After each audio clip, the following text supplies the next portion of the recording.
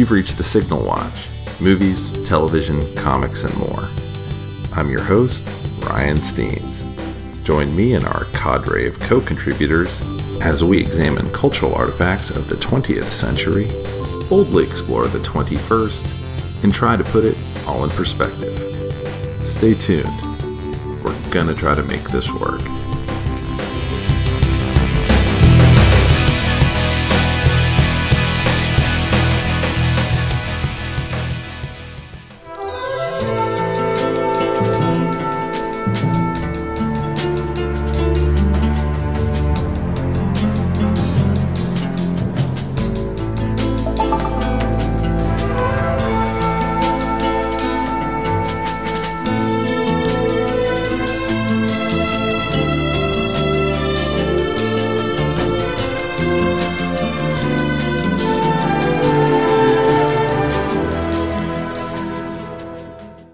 Hey everybody, and welcome back to the Signal Watch. As always, I'm your host, Ryan Steens, and with me today is Simon Day. Hello again.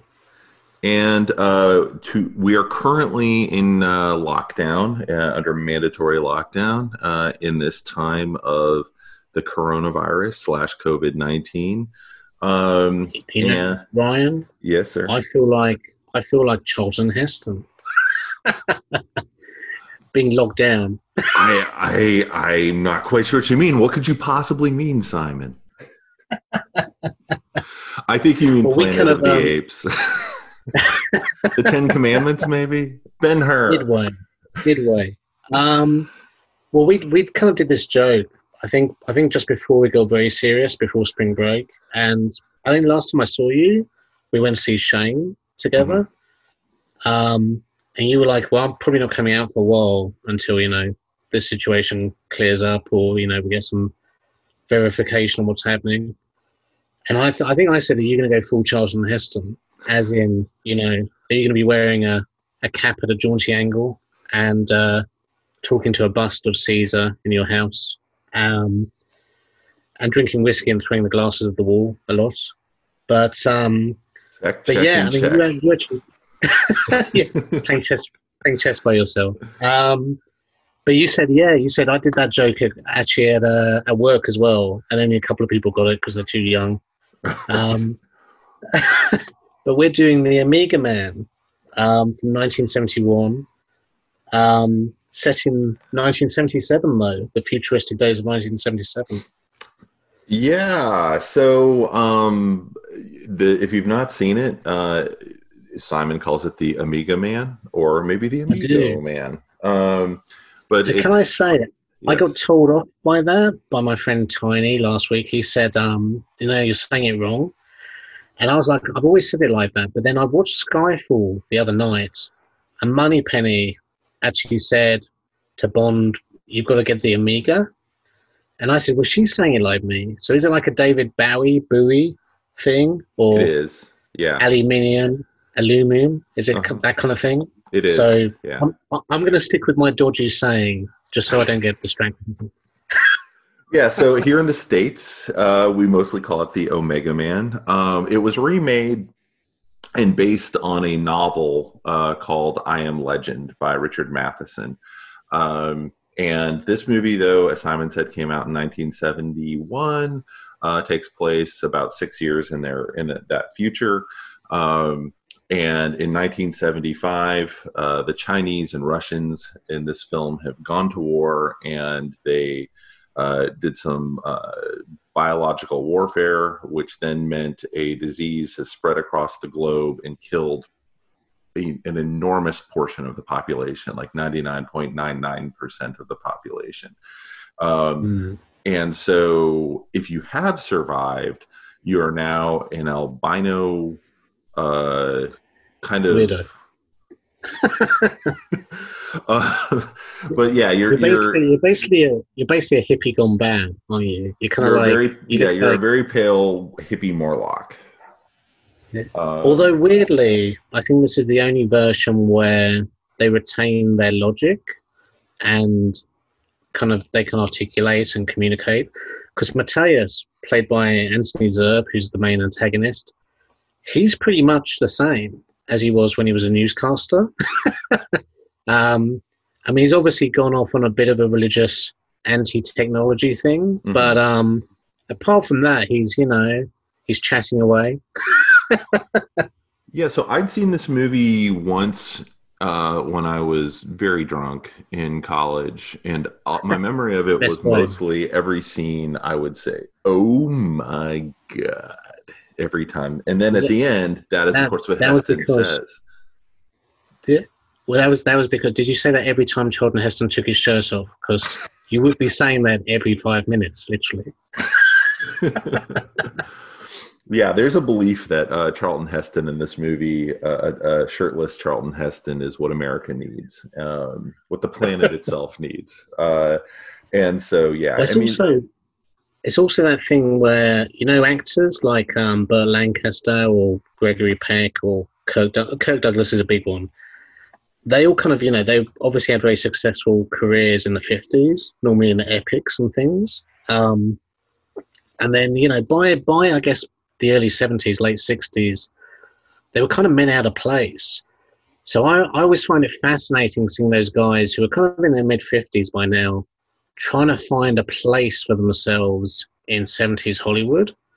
And they start making really weird choices. Partly because I think there isn't many options, but you see Kirk Douglas turning up in The Fury and Saturn 3. And the hilarious thing for me is like him and Charlton Heston don't miss an opportunity to take their clothes off. They really don't. Like any chance to strip off, it's almost like they're going, "We've still got it. Look at that. Look at that. Feel that." Um, I mean, Kirk Douglas is actually worse than Charlton Heston because Kirk Douglas will take everything off if you give him half a chance. But yeah, it just made me laugh the amount of times Charlton Heston changed his shirt in this film. yeah, Heston, and it's, I don't want to spend too much time lingering on Heston being shirtless, but there was honestly, you have like a pre Schwarzenegger and a post Schwarzenegger Hollywood. And Yeah. pre Schwarzenegger I mean, Heston is in good shape there. There's no question. And for a guy his age, who Oh you yeah. can tell he works out and he's in good shape and he's popping off his shirt and he's tanned and bronze and he's not huge, but he looks like a runner or whatever. Yeah. But yeah, and the choices he makes when he does put on a shirt are very piratey. They're he has kind of puffy sleeves and kind of weird collars on his shirts. And I know that was just Do like a wardrobe choice somebody else made, but man, that was a very strange choice. you mean his dinner dress where he kind of when he's by himself and he's like, "Oh, it's Sunday. I'll dress for dinner." Um, There's also just scenes where he's just wearing just a shirt, and I think one of the scenes they were like after he's gone to the store when he first runs into Ruth. Is that Lisa. Lisa? Lisa. Sorry, her real name is I think starts with an R. Um, Yeah.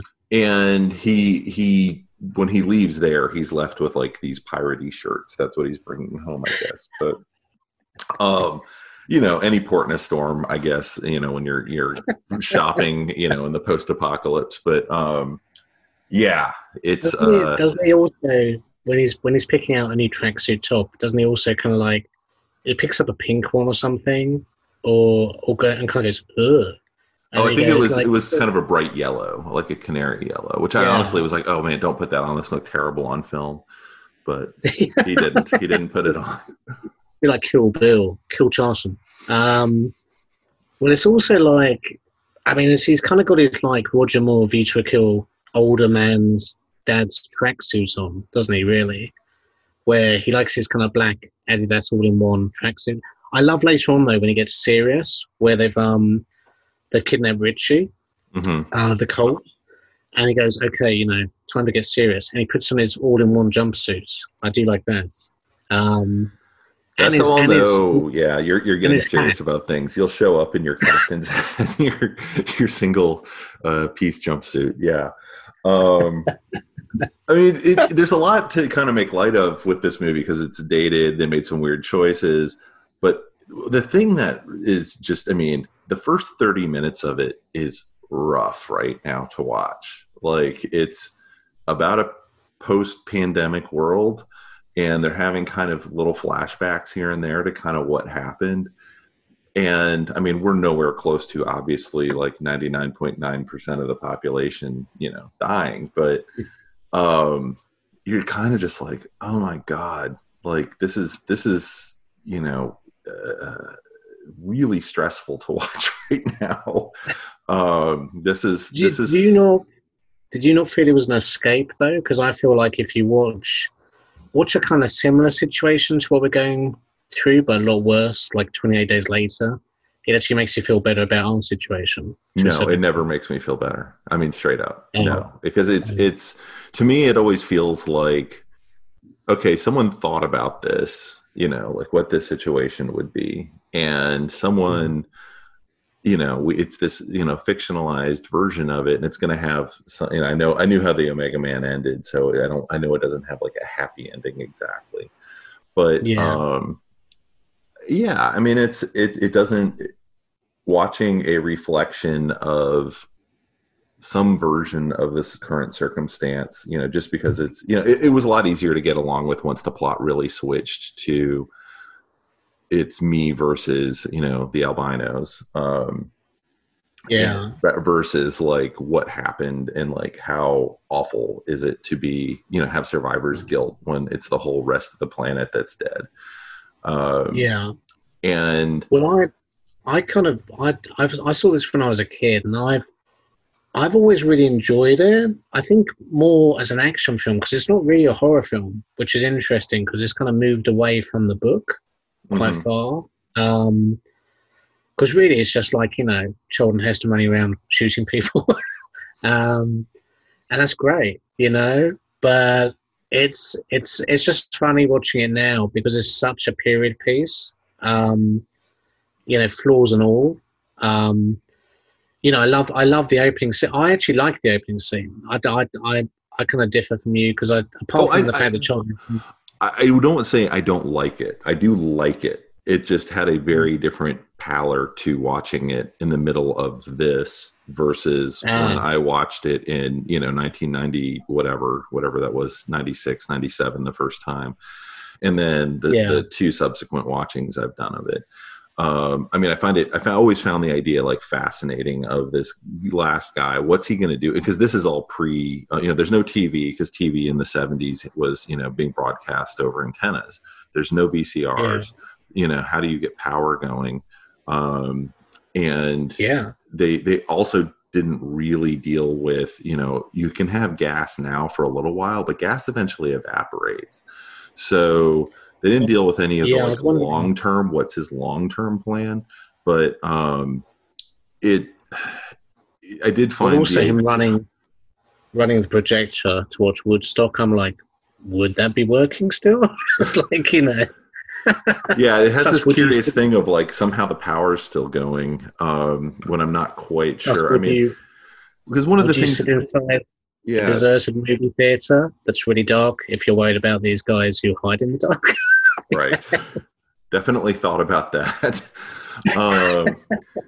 But yeah, I mean, it's just got this really interesting kind of setup to it, and I've read other post-apocalyptic kind of last person sort of things, and there's a really interesting comic series called Why the Last Man about a guy who's a would-be like stage magician who's an escape artist who's practicing a trick where he's hung himself upside down by his feet in his apartment when some cosmic event happens. It's just it's just to get the story going, and every single male on Earth dies simultaneously. Wow. And he is literally the last male. And so, but then what are the problems you have? Like, all of your airplanes just fell out of the sky. Like your nuclear reactors start melting down. Like you start having all of these other problems. And I would find a movie like that also very interesting. You're going to have a lot of problems if there are not people keeping various balls rolling. Right. And, but this doesn't really touch on that. It touches more on the individual experience of Heston. Well, we've seen a lot of, this is very much almost like a Robinson Crusoe, really. as a story. Somebody described it as Charlton Heston as because he was having a bit of a sci-fi renaissance around this time because he'd done Planet of the Apes, which credit to him was a big gamble for everybody, and he Oh really yeah. stuck by that and pushed it. And then Beneath Planet of the Apes, and then this and Soylent Green. But somebody, I don't know who, unfortunately, but it's a great comment. Described Charlton Heston as John Wayne in space. Which kind of sums up his sci-fi renaissance, I think, But I was just thinking, we have disaster movies that show stuff like you were just mentioning. There's a great example in the British movie Day of the Triffids, I think from the 50s, where, of course, everybody goes blind overnight, apart from the hero who's, actually been stung by a triffid. So he's in hospital with his eyes covered up, bandaged. And in the morning, there's a great scene where he comes out of the hospital and he's wandering around just going, what the hell happened, really? Because everything's desolated. But it cuts to like an aircraft, like a jet airliner, with the captain basically saying, I'm going to try to keep them calm to the stewardess.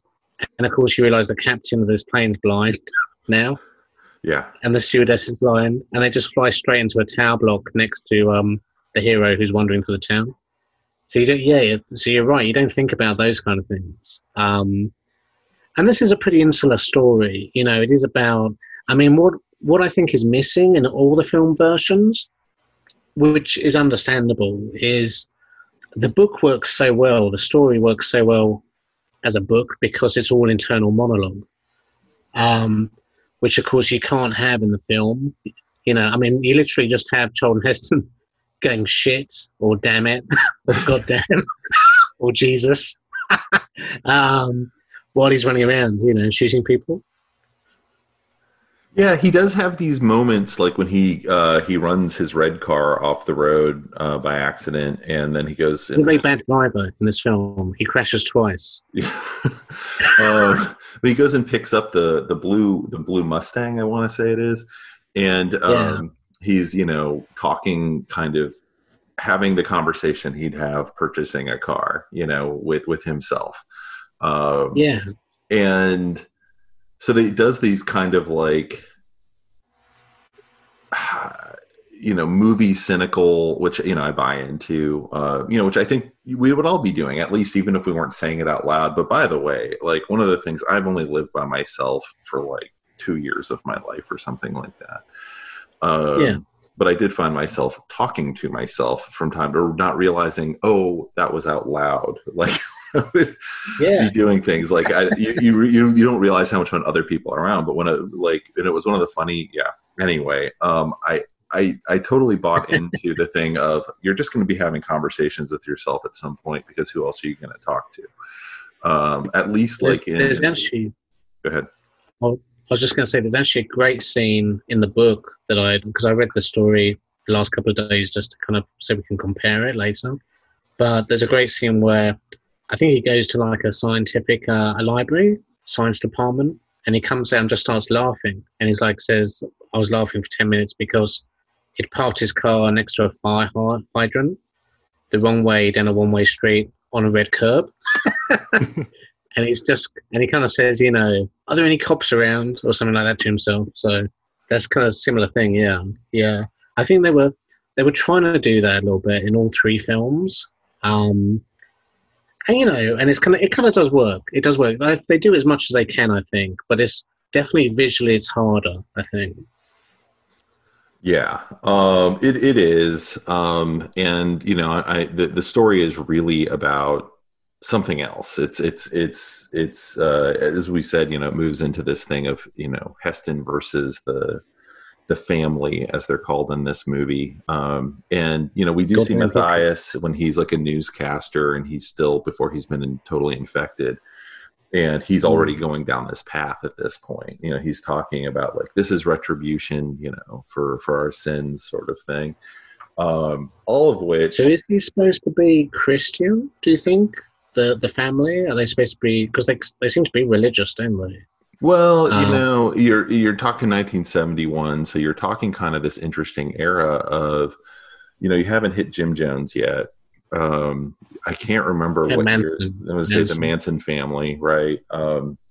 But you are talking about, Manson definitely invoked some Christian imagery in what he was doing.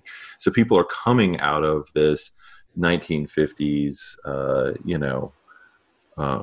version of Christianity, and they're hitting their, adulthoods and coming into their own. And yeah, I think a lot of um, that kind of interpretation of religion, and frankly, wait for it, because I am waiting for the other shoe to drop in our current situation on who starts to get blamed for this by religious leaders in the states, because that's coming. Yeah, And so yeah. some of this stuff is like, it makes for interesting fiction, but it's also, science fiction is always a kind of an allegory for real situations. And so, we've got people currently, out there kind of going crazy and rioting as of this week, because they are so mad they can't go to the grocery store or get their hair done or whatever they're upset about. And it's a bad situation, and the president Yeah, himself is making it way worse.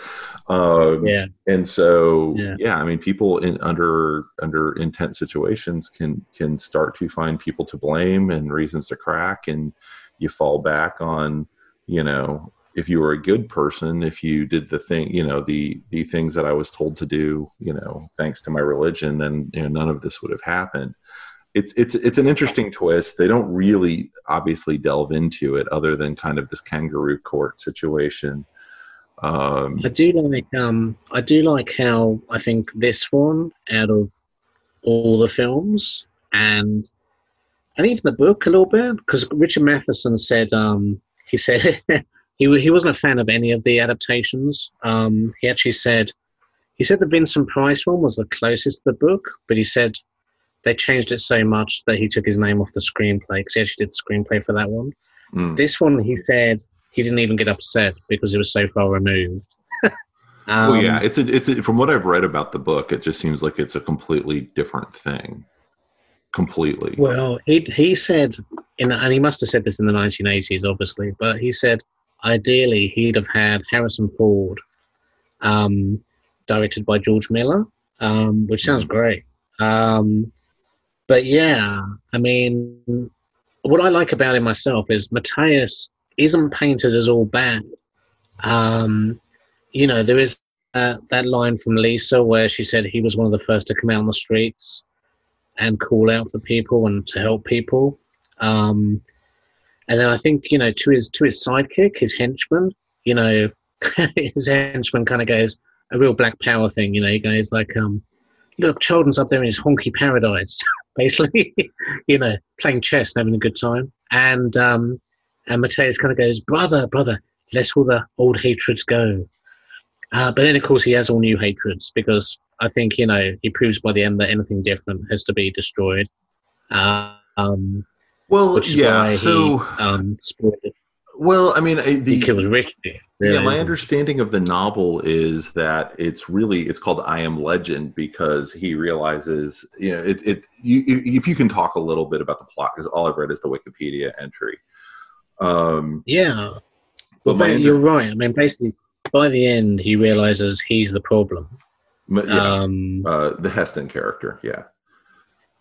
yeah. I mean, he's kind of like society's moved on without him, and he's viewed as the monster by them, because he comes out every day and kills them and experiments on them, takes them back to his house and experiments on them.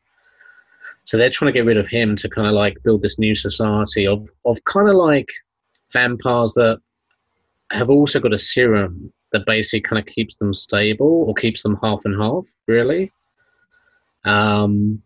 Because there's a difference between vampires. There's a difference between people who are infected in the book and people who have come back after they've died.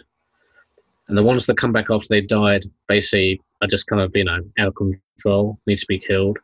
But the ones that are infected are trying to hold off this thing by taking the serum. And he doesn't really belong, obviously, with anybody anymore. Even though, he's trying to use his own blood as a cure. Yeah. So I mean, Matthias in the movie does at one point say, but it just doesn't go anywhere of like, no, you're the problem. Don't you see we're building this new world? And Yeah, when you kind of go, well, one versus the many, I mean, it's definitely pitched in the movie as this, I'm the last man standing, and we're going to go off and build our whatever paradise out, in the woods at the end of the movie. But I mean, survivalists. there's a very real point to, they are trying to start up their new albino zombie society, whatever, and he is causing. Yeah, But they also keep going to his house and razzing him every night, and so of course he's yeah, under siege. So but that's also part of how you get people to get on your side, is you build up a certain level of fear about somebody else, and that's what Matthias is doing, yeah. arguably, in this movie. To the Well, point it's of, also the fact that I think it's also the fact that Charlton represents the old world, so he's still Mhm. using all the stuff that was responsible for how they became. Um, so really, it's like where he's still, although they're kind of like full of shit, really, because like his henchman pulls out a gun, you know, surreptitiously when yeah, nobody's looking. So they're still kind of cheating a little bit, but they're basically saying we can't touch anything created by science because that's what led us here, and we have to start afresh and pure. And of course, Charlton Heston represents everything evil, I guess, to them. yeah, because he's a scientist, yeah, and Yeah, he's still yeah, using gasoline and electricity and all this. And there is the thing at the end where you have Lisa's brother Richie is cured, and he's yeah, walking proof of the cure, and they full out yeah. reject that. They're, nope, this is the path we're going forward. So, which, by the way, I mean, they not to nitpick the literally plot, kill but him. yeah, they kill the kid, which gets you your, oh my god, scene. But uh, but Richie, Uh, it's one of those choices that the take your shirt movie off. Take choice. your shirt off. It's like, it's both a it's I want, I think they don't set it up well enough in the movie, because they kind of have like one 30-second rooftop conversation, and the next thing you know, Richie's Yeah, like, I'm just going to walk down there and do this. Like, it doesn't really get built up enough, because by the time it happens, I was like, wait, what's he doing right now? Um, and then, yeah. it's this sweet, naive kid, but at the same time, you're like, contextually, this kid's been hiding Well, out that whole for years. that, yeah, and that whole scene seems rushed, right from him having the conversation with Charlton hmm to basically Charlton trying to rescue him. It's almost like they're rushing to the next action scene, Yeah. and they don't want to spend too much time on it. Although that's like you say, it's a sad, because that's the kind of the meat, really, the interesting stuff. Um, the fact that even though this kid did used to live with them and be part of their family now, and he obviously goes there in good faith, and he's like, look, we can help you, we can change you back. And they were like, kill him. Yeah, You're a we don't want trickster. to hear that. Yeah. Kill him before he talks about this anymore. Uh, Yeah, yeah. it's and I so do yeah. like this. Go ahead. Oh no, sorry. I was just going to say I do like, even though this is primarily an action film, I think for PG, it's still pretty intense, and it's definitely a '70s PG like Jaws that you probably wouldn't have these days. Which Wait, this was PG? kidding. This was a PG, yeah. I'm saying, because there's full on Um, nudity in this movie too. there's TNA, and that's just Charlton. Um, there's there's a kid getting killed. Um, there's loads of deaths. There's loads of swearing. It's quite impressive for PG, actually. Yeah. But just the spooky atmosphere. I mean, I love the thing where, although it doesn't really make much sense, I think, where Lisa kind of changes. Because watching it this time, she leaves the apartment, and as she leaves, she puts her sunglasses on, and I was like, aha. But then it's sunny outside, so you kind of forget about it. And then when she comes out of the store at night, you're like, well, hang on, she should have gone back by now. It's dark. She's going Uh-huh. to get killed or something. But then, when she sees them marching, she just slowly takes off her headscarf and she's changed. And that's very creepy. Yeah, I think that that's really effective, and they do set it up earlier with the Mad Bomber guy, Dutch, talking about how Dutch, people yeah. change at these different rates, and you never know. I Yeah. think they did a really good job of kind of setting that up, and so when it does happen, you're not like, I mean, oh crap, it took Richie 3 weeks or whatever.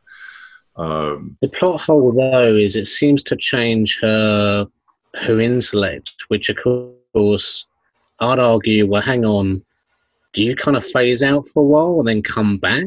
Or do you lose part of your mind? Or do you lose part of your mind permanently? Because, she seems almost a bit drunk when she first changes. Because she's like, Robert, I don't really know what I'm doing. Oh, where am I? And you're like, well, what's going on there? Why's she acting like that? Yeah, and I think that that's probably one of the biggest problems with the movie, is the inconsistency there of Because even if she changed, wouldn't she the go? change? Yeah, because it feels almost like there's some like did, hive mind thing that they're kind of suggesting must be occurring with the people, because they are clustering together. Yeah. They're not harming each other. They seem to be working as a unit, all these sorts of things. And Matthias happens to be the strongest personality among all of them. But yeah, it's really unclear because, like you said, Zacharias, or whatever the character's name is, he doesn't change. Yeah. He seems like he's who he was, just, he's just albino. Doesn't like the white man. Yeah. I mean, he's, yeah. And even though ironically, he's white now, but he doesn't like the white man. Yeah, well, old habits. But it's it was also interesting at this time, that they, we have Zacharias kind of representing that, but at the same time you have Lisa, and you have, not just interracial kissing occurring in 1971, you have full-on interracial sex going on. And without it doesn't go without comment. It absolutely has some comment, and there's subtextual comment about kind of the future of the human race, sort of thing. And I want to thank Charlton Heston for saying that a 55-year-old can get a sexy 20-year-old. But also the fact that I feel like William Shatner threw down the gauntlet in Star Trek, kissing your Uhura. And Charlton Heston went, hold my beer. Yeah, this time when I was watching it, I really felt the age difference between, and because she's like getting like all flirty with him, and you're like, but are you? But I mean, I know he's the last man on earth. I actually thought is Dutch gay, because why are you doing this? Yeah, you've been living with Dutch for years. It must be desperation. Yeah.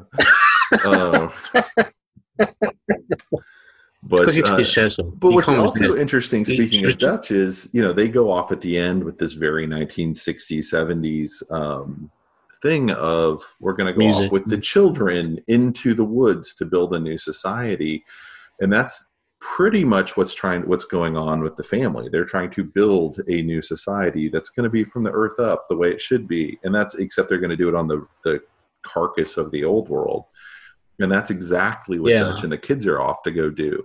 And and if you read too far into that, you're like, well, in 20 years, you guys are going to be trying to murder each other anyway. But yeah, if they survive, because it's basically a bunch of kids and Dutch.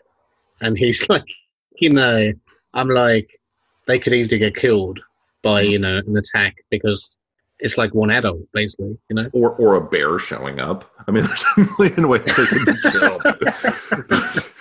Well, that's funny you should say that, because wasn't that in the Will Smith one at the start? He's driving around, because all the films start with him driving around madly.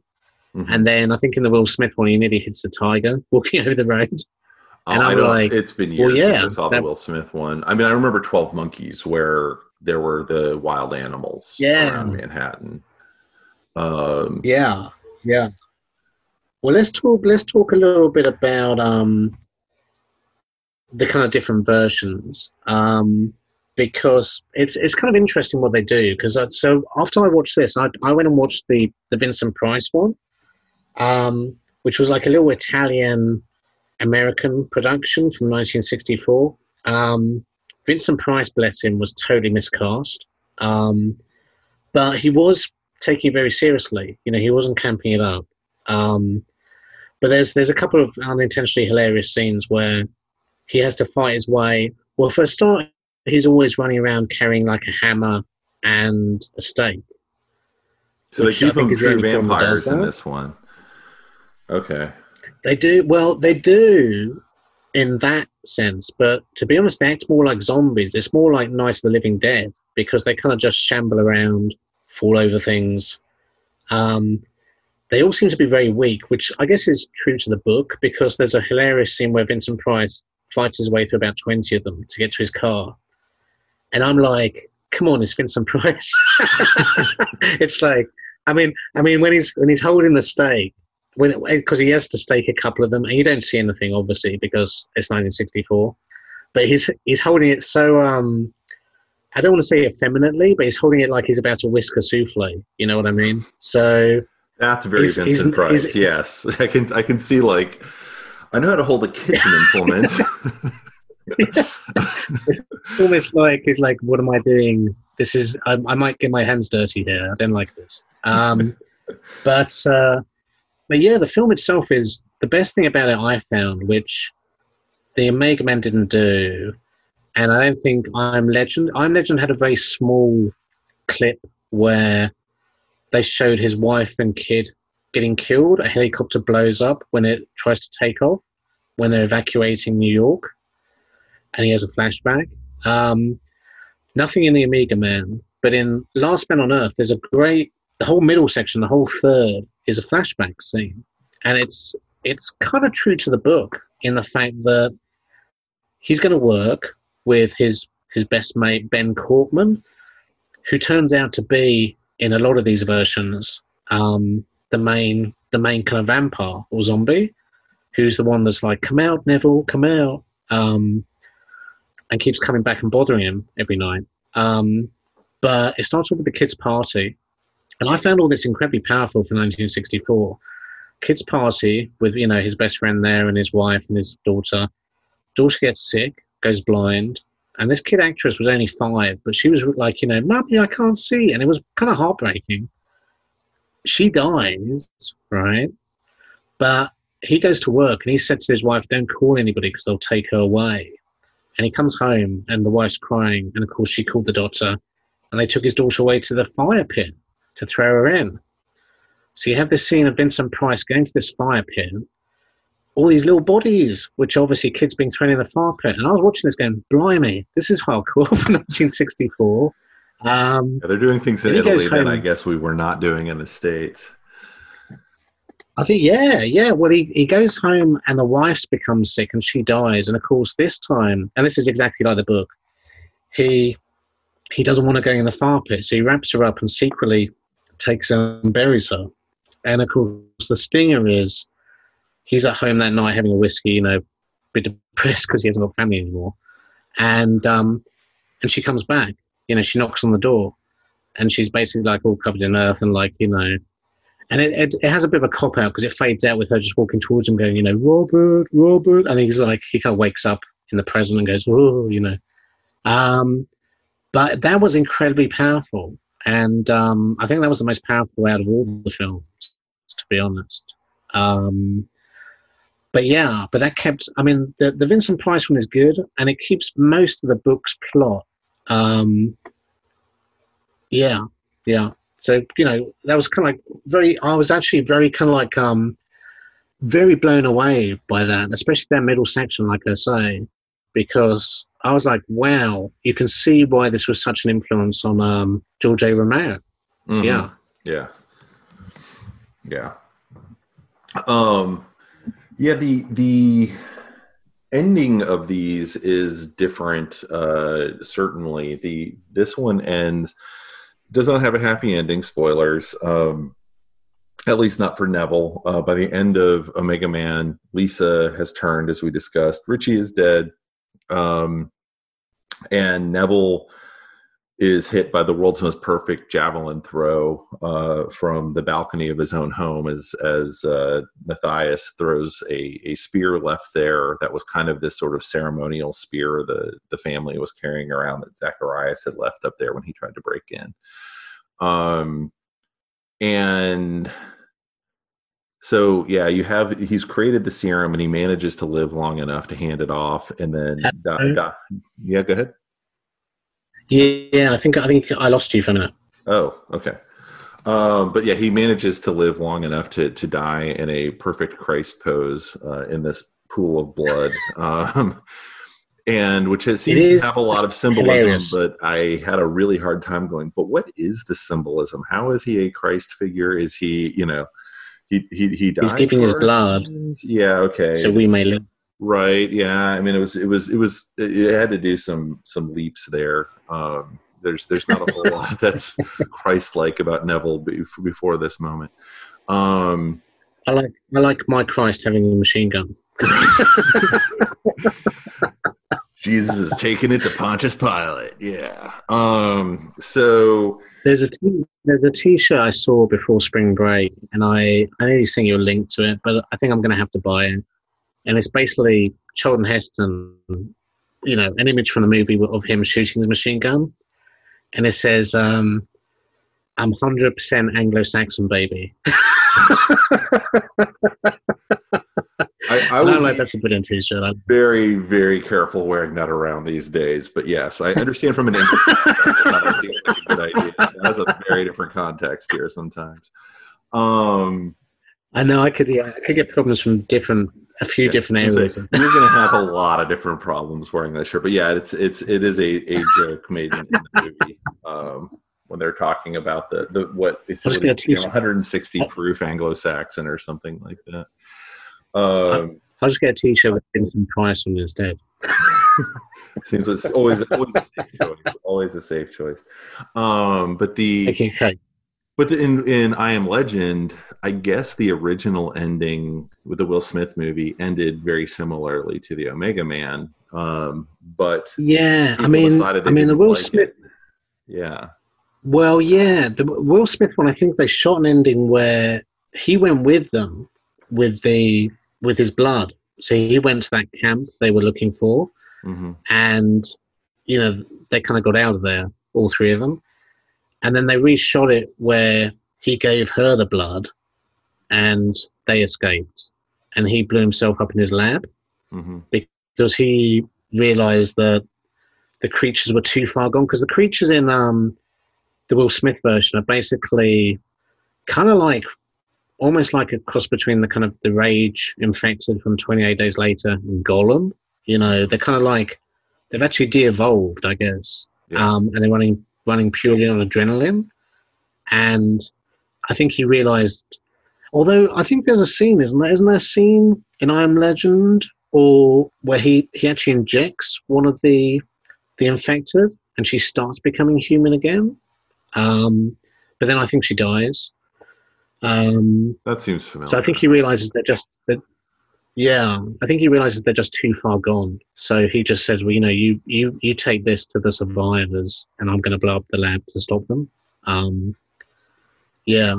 I mean, the problem with the Will Smith one is I enjoyed it when I saw it, but I haven't really felt the urge to revisit it. And I think it's partly because Omega Man's more fun. And the Will Smith one, really, as soon as the creatures turn up, it just loses all sense of reality because they're so CGI and so computer game-ish and they're hopping all over the place that I think you can't really take it seriously, I mean, there's one good scene in that movie which was where his dog protects him when he falls into their trap. It's the dog. That's what everybody remembers about that movie is the freaking dog. Yeah. It's really good. Yeah, because the dog protects him, but it gets kind of like bitten, and then of course he takes it home. And you've seen this dog in flashbacks as a puppy, when his wife was still alive. So obviously an emotional attachment there. But his dog starts changing, so he has to kill her. And that's actually, that's a riff on the scene in the book where he finds a little dog, and he spends ages. It's funny. I was reading it last night. He spends ages just getting the trust of this little dog to come back to his house, and and he's really worried about it, and he's thinking about it for like weeks and weeks and hoping he won't get killed by the vampires. And then finally he gets in the house and looks after it and then dies. It's like, and I like Richard Matheson, he's a bit of a git, because he has this like pages and pages of him getting to know this dog. And then he goes, the dog died. You're like, okay.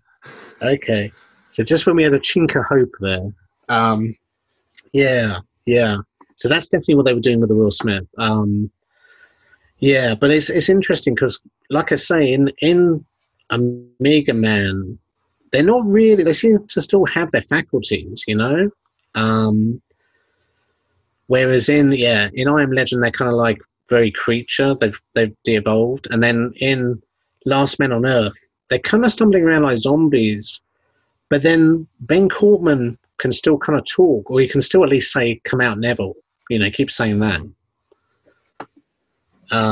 So they have rudimentary skills still. Yeah. It's interesting that this story is one that keeps getting returned to, and I will be a little surprised if they don't, on the other side of all of this, someone's going to decide they need to remake this one way or another. It's probably going to pop up as like a Hulu original series or something, but I wouldn't be surprised at all. The Matheson estate will, hear the cash register chimes once again. But yeah, they had in the. I was just going to say in the 1990s, and I think they actually put a lot of this material, or at least 50% of this material, into the Will Smith one. But for years, Ridley Scott was going to direct Schwarzenegger in a version of this. And Schwarzenegger does seem like the natural kind of heir to Charlton Heston, really. Mm-hmm. And it sounded great. I used to have this book called, 10 Great Sci-Fi Films That Were Never Made or something. And this was a chapter in it. And it was like, it was saying for the first hour of the film, there wasn't going to be any dialogue. It was just going to be you following Schwarzenegger around as he did his daily chores. And then, basically, I think the same thing. He was actually going to find or capture a vampire female and kind of cure her. But then she was either going to revert and attack him, or revert and he'd have to destroy her. And it sounded like, like it was going to be amazing, but I think the budget got out of control, so they pulled it.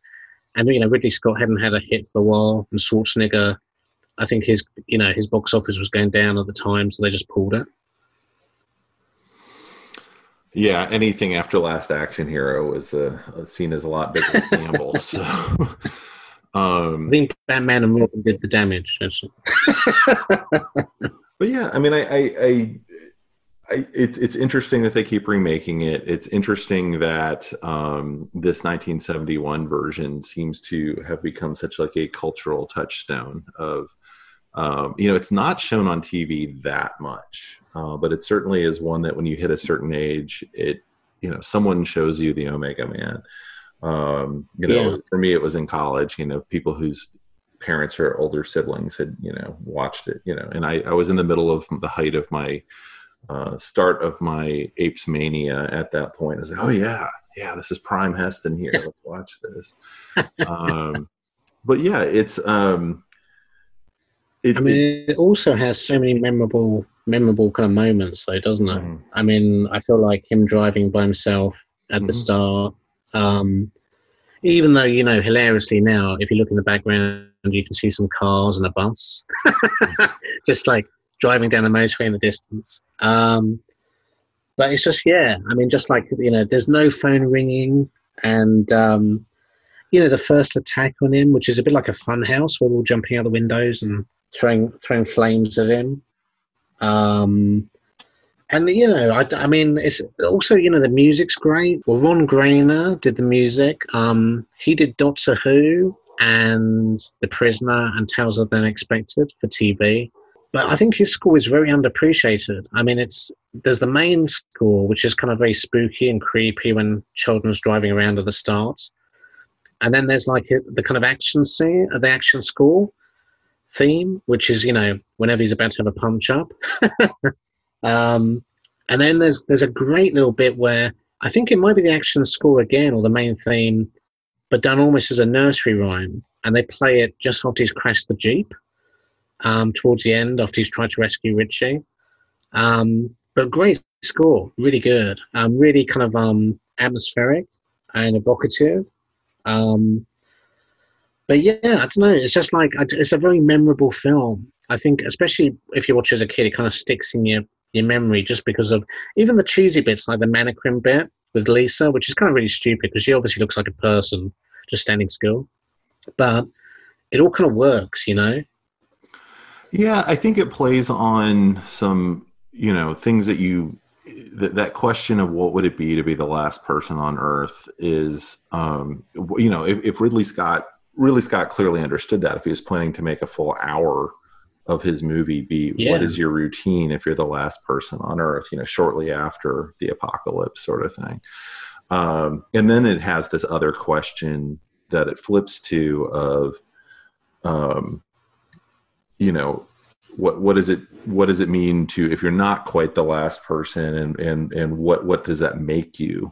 And which Matheson, of course, turned into this question of, what are you now, the monster? What does that look like? So it's kind of got these two different things. And I think that's in the Omega Man, but there's also, you can also look at the Omega Man as just the straight up tale of survival. But it becomes a tale of whose survival and why. So I think it has all these kind of interesting layers that, you read these reviews where, people were just like, oh my God, this is sci-fi garbage. And it kind of tells you where people were at, where now those kinds of questions are, reviewers are more willing to entertain these hypotheticals than I think they were kind of coming out of this more like literary tradition. We'll take anything seriously if Betty Davis is, posing the question in her movie, but if, it's Heston and people in some, dicey white makeup, we can't see past the makeup to see the question sort of thing.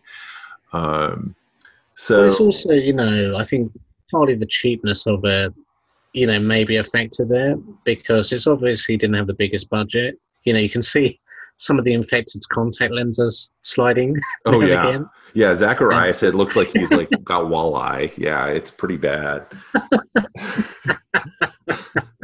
And there's like, speeded up footage when Sheldon shoots his gun, and, all kinds of funny little things that you kind of chuckle at.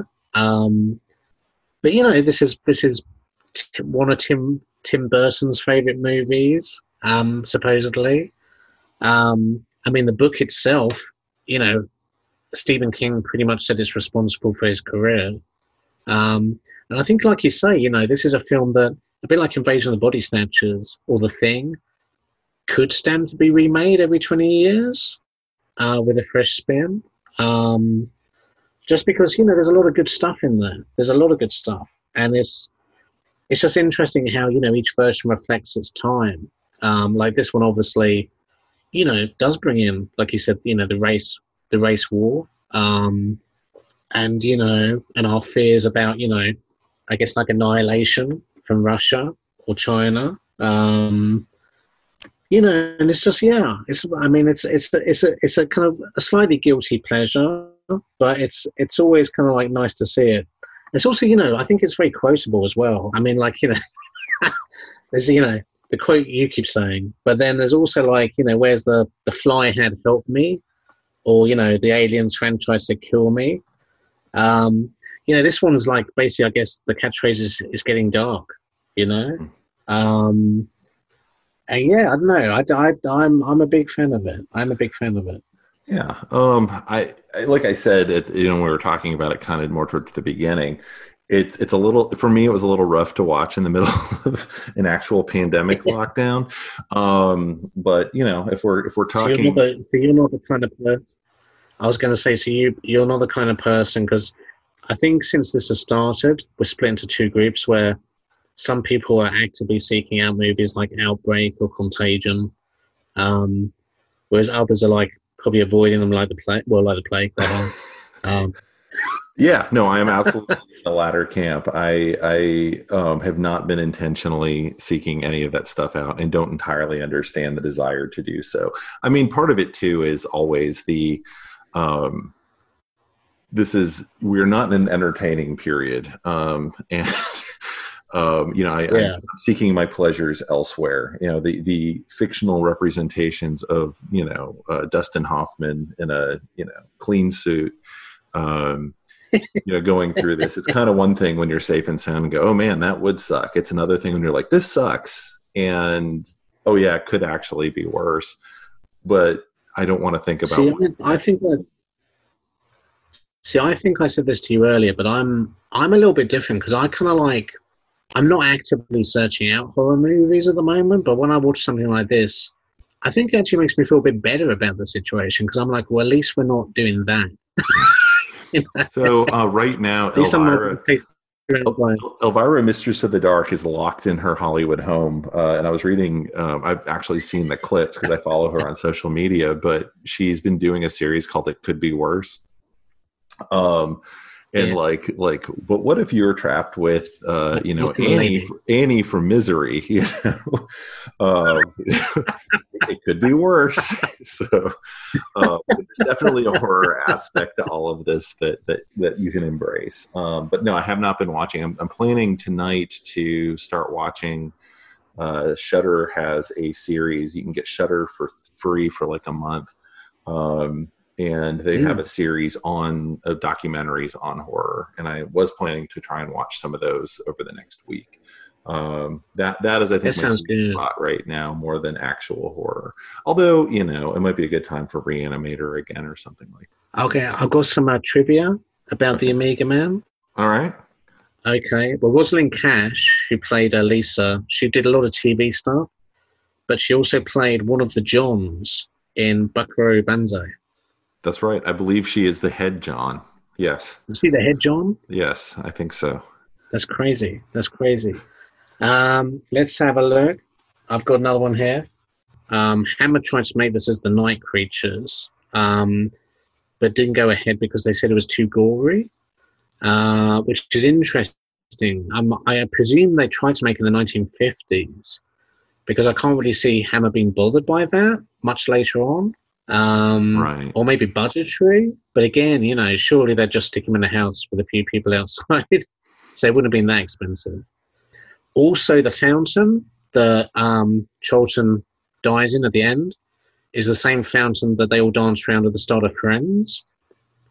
Oh my God! In the TV show, and yeah, that's kind of crazy, isn't it? Uh-huh. And also, basically in Fight Club, where he puts Marla on the bus and tells her to get out of town, is the same place where Charlton shouts, "There's no phone ringing." Oh, wild. So, okay. Yeah. So you got some funny stuff there. I think that's it, though. I think that's all I've got.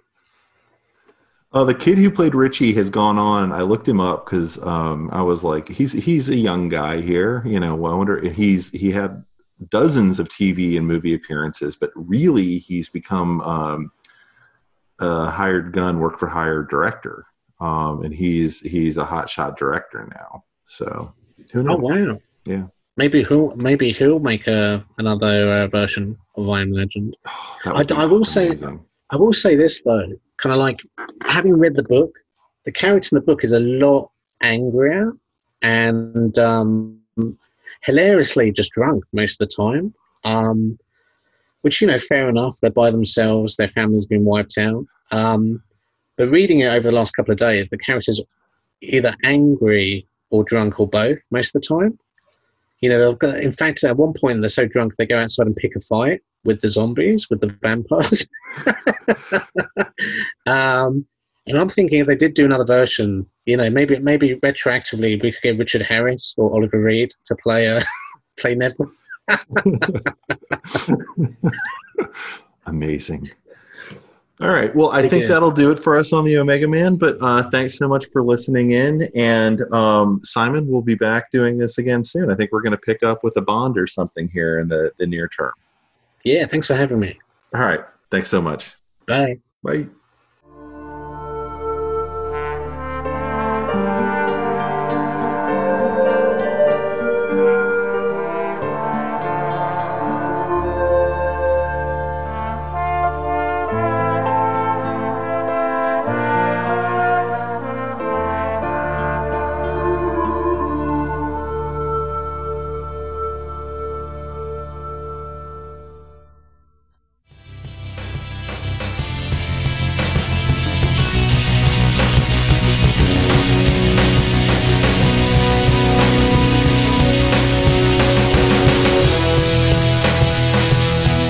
that about wraps it up for this edition of The Signal Watch, a production of the League of Melbotus. Thanks for sticking with us. If you enjoyed this podcast, we invite you to drop on by the Signal Watch blog, where you'll find write-ups of a wide variety of movies and more. You can drop comments on this podcast and let us know what you think. We do have a Signal Watch Patreon, and if you're so moved, we'd most certainly appreciate your support. We'll be back soon with more exceedingly high-quality content. So, until next time, God damn it, babies. You've got to be kind.